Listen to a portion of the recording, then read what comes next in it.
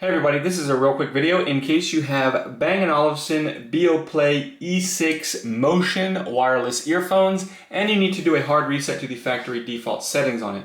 Now you're going to want to do this for one of two reasons. The first one is troubleshooting. If these earphones will not connect to your phone or other device, or they're not pairing with Bluetooth or anything like that, a factory reset can fix a lot of these issues. The second reason is if for whatever reason you want to just delete everything off of here, delete the pairing history, all the settings, so you can set these up basically like they're new coming out of the box.